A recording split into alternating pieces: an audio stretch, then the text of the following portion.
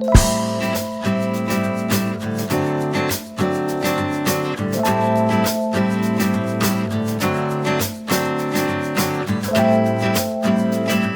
you so much, Collart, and great to be here, everyone. Just want to pick up on key point for me from Heidi. What happens in a crisis and what goes through an entrepreneur's mind. So I'm going to try and cram 20 years worth of entrepreneurial experience into 6 minutes and 45 seconds right now. In 2008, the world experienced the greatest economic recession since the Great Depression in the 1930s. And as a result, in the space of about 3 to 5 months, our small business at the time went from revenue of about 40,000 a month to less than 5K a month. So we were in the business of sales, training and recruitment at the time. And of course, when the GFC hit, people stopped hiring and instead they started firing. So this was a business that Jennifer and I, we'd spent sort of 5 years, blood, sweat and tears of building, and we had sold our house to start it.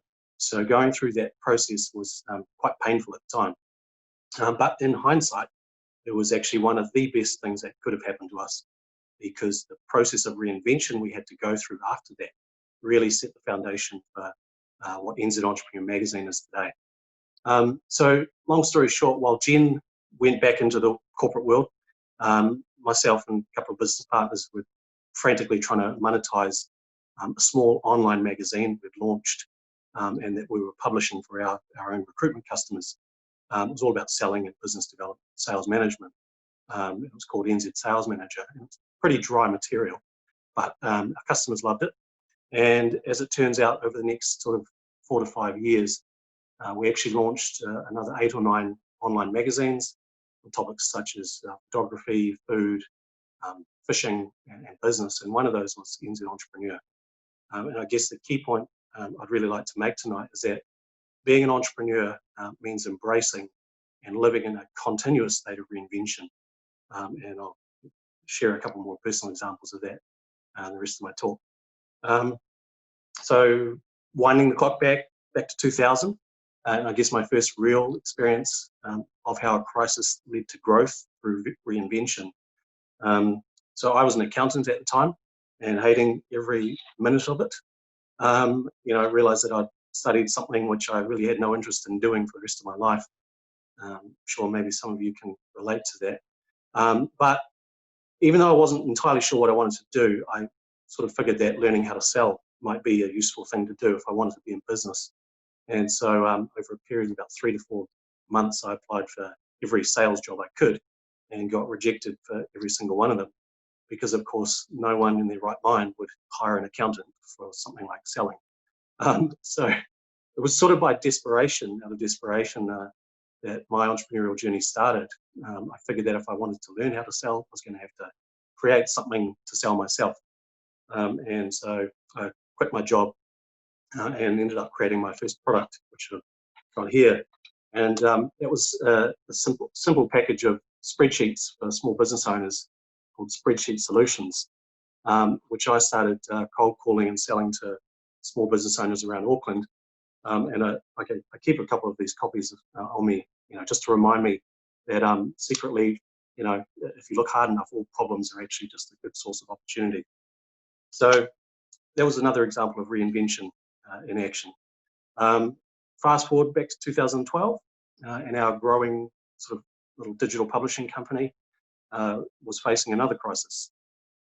So while our customers loved the magazines we were producing and we loved making them, we basically hadn't still quite figured out how to monetize them, such that they could be really profitable and sustainable. And it became pretty clear that we had to quickly reinvent the whole digital publishing model if we were to stay in business or face going out of business, like many companies were, as they're trying to navigate from the paper publishing into digital publishing. So in 2015, we closed or sold pretty much all of our titles to focus 100% on NZ Entrepreneur. And as a result of those hard decisions, we are now sort of in the lucky position of being one of the few remaining business media channels in New Zealand. So Around 2018, which was a year or so after we reinvented our personal lives by moving to Wanaka, I started noticing a problem that was happening in the startup world. And that was that people coming from wealthy regions or larger population regions had many more opportunities to learn about starting a business than people coming from smaller towns or less wealthy towns and regions. And to me, it wasn't fair, I guess, that, say, a kid from Remuera, Auckland could have access to learning about building businesses and entrepreneurship at a greater level than, say, some kid who was born in a small town New Zealand, let's say in the far north, through obviously by no means of their own. And that to me was really an opportunity to reinvent the way Kiwis learned about entrepreneurship at the grassroots level, which ultimately led to us launching the Startup NZ Entrepreneurs Program that Colin mentioned last year. Another example again of entrepreneurial growth, I guess, through reinvention and stimulated by crisis. So fast forward to March 2020, and as we all know, the world's gone into lockdown to fight this COVID-19 pandemic. The economy's in a tailspin, and now in New Zealand, our businesses and our towns, we need to reinvent ourselves for the new world, and we need to do it really fast. So I guess to wrap up, I'd sort of like to say that being an entrepreneur is about much more than just owning a business. It's actually more of a way of life and a way of seeing the world. In times of change like this, I think the best thing we can all do is to adopt the mindset of the entrepreneur and embrace that continuous process of reinvention. You know, to close out, I'd like to remind everyone, no matter what you're facing in life right now, no matter where you are, no matter what adversity, never give up on your vision of a better future, because you really only lose if you give up the fight. Sure. Lastly, you know, we are not defined by what has happened to us in the past or how we got here.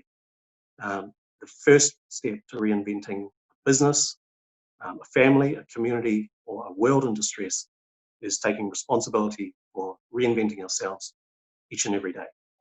Kia kaha.